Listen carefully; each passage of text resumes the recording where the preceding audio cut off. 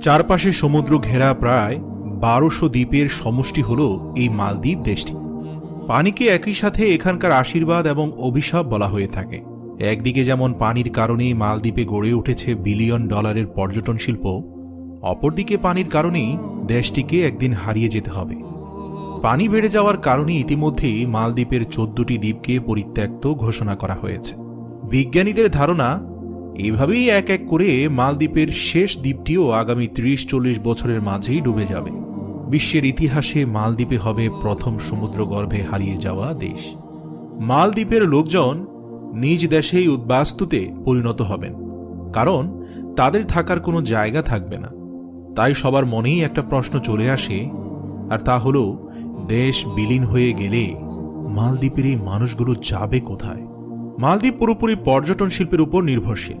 এই খাত থেকে প্রতি বছর বিলিয়ন বিলিয়ন ডলার